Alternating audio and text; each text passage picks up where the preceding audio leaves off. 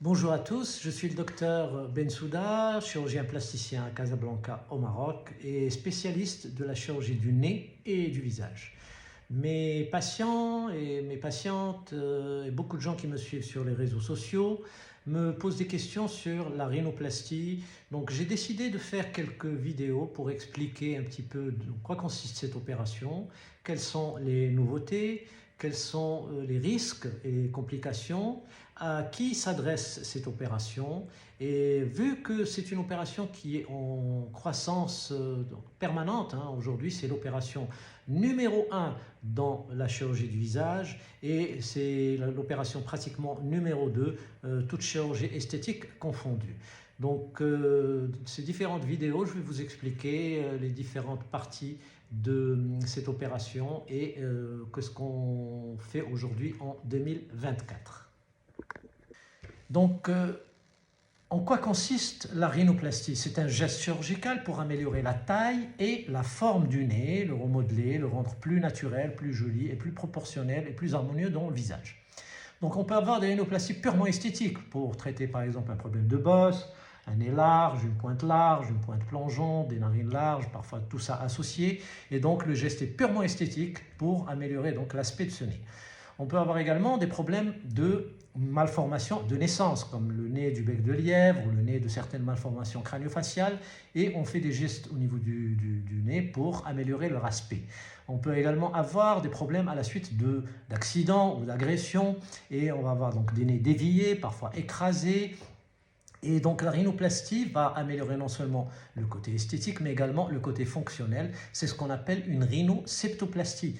Enfin, on a des rhinoplasties secondaires qui consistent à améliorer, à réparer un nez qui a déjà été opéré une première ou une deuxième fois. Et dans ces conditions, donc, on essaie d'améliorer non seulement le problème également esthétique, mais le problème respiratoire qui est très souvent fréquent. Avant de rentrer dans le détail de la chirurgie du nez, ou la rhinoplastie, je vais quand même dire un petit mot sur la rhinoplastie médicale. C'est un geste donc purement médical qui consiste à injecter de l'acide hyaluronique pour améliorer des petites déformations au niveau du nez. Alors généralement, quand il y a par exemple une bosse, on injecte un petit peu de filler au-dessus, en dessous. Quand il y a une pointe un petit peu plongeante, on injecte un tout petit peu d'acide hyaluronique au niveau de la pointe pour lui donner de la projection. Alors, c'est des gestes généralement qui améliorent de façon momentanée le problème du nez. Et ce qu'il faut savoir, c'est que surtout, ils augmentent la taille du nez. Donc, quand on injecte le nez, on va augmenter sa taille. Et généralement, quand on veut un joli nez, on veut réduire la taille du nez. Donc, la rhinoplastie médicale, pour moi, est un geste non seulement inefficace, mais également qui peut être très dangereux parce qu'on a vu beaucoup d'accidents, comme on sait que le nez est très vascularisé, il y a beaucoup de petits vaisseaux, et il y a eu des accidents en injectant l'acide hyaluronique dans une petite artère, et qui va boucher cette artère, et on a vu des jeunes personnes perdre une partie de leur nez à la suite de rhinoplastie médicale. Donc en tout cas, moi je ne fais pas la rhinoplastie médicale, je n'aime pas ce geste, il n'est pas efficace, il n'a pas de durée dans le temps, et je le déconseille beaucoup parce que les risques sont énormes et le résultat n'est pas durable. La rhinoplastie est une opération qu'on fait presque toujours sous anesthésie générale. Elle peut durer entre 2 et 4 heures, voire plus, en fonction de la difficulté du nez. C'est une opération donc, qui peut être soit une rhinoplastie structurelle, qui consiste à réduire par exemple une partie de la bosse et reconstruire une nouvelle pyramide, ou elle peut être également une rhinoplastie de préservation. C'est des techniques récentes depuis quelques années et qui consistent à travailler plutôt en dessous de la bosse, dans les fondations, et baisser un tout petit peu cette bosse de façon moins agressive, de façon plus conservatrice pour ne pas traumatiser la structure ostéocartilagineuse du nez. Donc cette opération a été facilitée par les ultrasons, ce qu'on appelle une rhinoplastie ultrasonique, et qui nous permet de faire des gestes beaucoup moins agressifs, ça saigne beaucoup moins, et on a un post-opératoire beaucoup plus simple et beaucoup plus rapide que la rhinoplastie qu'on faisait il y a 10-15 ans. Donc comme je viens de dire, la rhinoplastie peut être structurelle ou de préservation. mais également elle peut être hybride. C'est-à-dire, dans certains nez, on peut faire par exemple de la préservation au niveau de cette partie, de la structure au niveau de cette partie. Et au Maroc, c'est très souvent le cas parce que la peau épaisse de nos patientes maghrébines ou parfois même d'origine africaine, cette peau épaisse a besoin d'un travail beaucoup plus consistant pour avoir une jolie pointe, une projection suffisante, et on fait plutôt de la structure. Donc la rhinoplastie aujourd'hui peut être structurelle, préservation ou hybride, ultrasonique évidemment. Donc la technologie a beaucoup aidé à avoir des gestes moins agressifs, beaucoup plus précis. On travaille pratiquement plus avec le marteau comme ce qu'on faisait il y a 15-20 ans. Aujourd'hui, on a des coupes osseuses d'une grande précision, comme si on coupait au laser. Et donc nos gestes est beaucoup plus propres et notre post-opératoire est beaucoup plus simple avec une reprise d'une vie normale maximum au bout de 8 à 10 jours. Alors c'est une opération donc qu'il faut faire chez un spécialiste du nez, ce qu'on appelle des rhinoplasticiens. Il y en a quelques-uns au Maroc qui travaillent très très bien. On n'est pas très nombreux, mais pourquoi je préfère vous expliquer ça? Donc la rhinoplastie est un geste tellement précis, tellement délicat, que lorsqu'on ne fait pas une rhinoplastie primaire de façon correcte, on peut le regretter et nécessiter parfois un deuxième, voire un troisième geste, et qui va même consister parfois à prélever du cartilage costal pour réparer un petit peu les séquelles de cette primaire rhinoplastie. Et c'est pour ça donc il est préférable de choisir un chirurgien qualifié qui a l'expérience et l'expertise dans le nez, parce que quand on est chirurgien plasticien généraliste, on n'est pas obligatoirement qualifié pour faire des rhinoplasties, surtout dans des nez complexes. Donc choisir un chirurgien qualifié qui ait de l'expérience et pour ne pas nécessiter un geste secondaire plus tard qui est souvent compliqué et complexe. Donc en post-opératoire, on a généralement des petits bleus autour des yeux, il y a des petites mèches dans les narines qu'on enlève au bout de 24-48 heures, il y a un petit plâtre qu'on garde pendant une semaine. Après l'ablation donc du plâtre et des fils, il y a des petits points au niveau de la columelle parce que je fais très souvent une rhinoplastie ouverte et ça me permet d'avoir un travail beaucoup plus précis, surtout au niveau de la pointe, et ça me permet d'être beaucoup plus précis au niveau de la rhinoplastie. Les résultats on commence à les avoir au bout d'une semaine dès qu'on enlève le plâtre, mais le nez continue à évoluer tout doucement. Il faut compter minimum 3 mois pour commencer à apprécier le nez, et il faut compter jusqu'à 6 mois, 1 an, voire plus pour certains types de nez qui ont des peaux épaisses et qui nécessitent beaucoup de temps pour désenfler. Mais le nez est une rhinoplastie est une opération où il faut un suivi beaucoup plus tardif parce que le nez évolue pendant des années, et quand je vois par exemple un résultat à 2 ans et à 8-10 ans, le nez continue à changer, et c'est pour ça on ne peut pas parler d'un nez réussi au bout de 3 à 6 mois. Alors quels sont les risques, quelles sont les complications? Comme toute opération, il y a un risque dû à l'anesthésie, mais c'est des anesthésies généralement très légères parce qu'on fait une anesthésie locale associée. Donc vraiment, l'anesthésie est très superficielle.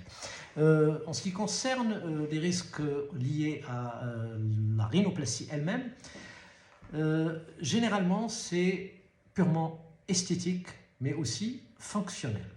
Donc le résultat sur le plan esthétique peut paraître très très bien après quelques semaines, quelques mois, mais comme j'ai expliqué tout à l'heure, avec le temps, une fois que le nez désenfle, la peau désenfle, on commence à avoir des petites imperfections, d'où l'intérêt de la rhinopréservation qui consiste à respecter un petit peu cette structure ostéocartilagineuse, travailler en dessous, et on a beaucoup moins de complications et de séquelles dans cette zone-là, parce que c'est la zone la plus complexe sur le plan esthétique, mais également sur le plan fonctionnel. On peut avoir également des petits problèmes de respiration, parce que quand on a un grand nez et on le réduit en taille, donc cette réduction se fait également à l'intérieur du nez, et on peut se retrouver avec des problèmes respiratoires qu'il faut bien sûr prévenir, parce qu'on le sait aujourd'hui, un nez petit va mal respirer, donc il faut reconstituer une pyramide solide, petite mais solide, qui permet une bonne respiration et pour éviter ce genre de complications. Alors les petites séquelles, les petits problèmes esthétiques peuvent être généralement corrigés sous anesthésie locale. On a entre 10 et 20% de retouches dans la rhinoplastie, même chez les grands chirurgiens du nez, parce que comme je dis, c'est une opération complexe, c'est une opération en 3D et même si la chirurgie est parfaite, parfois la cicatrisation est difficile, surtout chez des peaux épaisses comme chez nous. Donc parfois on a besoin de faire une petite retouche, généralement c'est 6 mois, 1 an après. Ça reste des gestes simples qu'on peut faire sous anesthésie locale et qui peuvent améliorer donc ces petites imperfections et qui vont améliorer l'aspect et le côté esthétique du nez. Donc petite retouche est fréquente dans 10 à 15% des cas, même chez les meilleurs chirurgiens plasticiens du nez. Je vais insister donc sur les rhinoplasties secondaires. Donc, c'est des patientes ou des patients qui ont déjà subi une rhinoplastie esthétique et qui ne sont pas satisfaits du résultat esthétique parfois, mais aussi fonctionnel respiratoire. Donc, c'est des patients qui sont très dérangés moralement parce qu'ils ont subi 1, 2, parfois 3 opérations pour améliorer leur nez et ils ne sont pas satisfaits.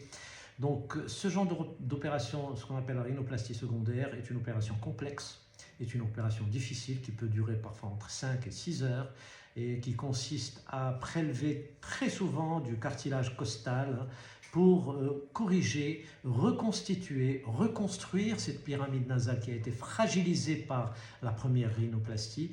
Et c'est des gestes, comme j'ai expliqué, qui donnent des résultats satisfaisants. On arrive à améliorer le nez à 90-95%. Il ne faut jamais promettre 100% parce qu'on a souvent des problèmes de cicatrisation à l'intérieur, on a souvent des problèmes de manque de tissu, de la fibrose.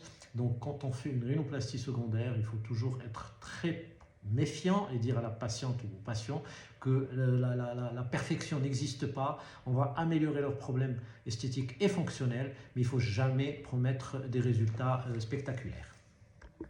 Pour conclure, donc, je suis passionné de la rhinoplastie. C'est une opération que je pratique depuis très longtemps, mais je me suis intéressé ces 10 dernières années particulièrement à cette chirurgie. J'ai été voir de grands chirurgiens dans le monde spécialisés dans le nez et donc ça m'a permis d'améliorer ma technique, d'améliorer mon expertise et je continue jusqu'à aujourd'hui, même avec un bagage aussi lourd sur mon dos, je continue à me perfectionner, à me former, à aller voir les nouveautés. Donc c'est une opération, comme j'ai dit, d'une grande finesse, d'une grande délicatesse, complexe, vu que le nez est central, il est central au niveau du visage, on voit très très vite les imperfections.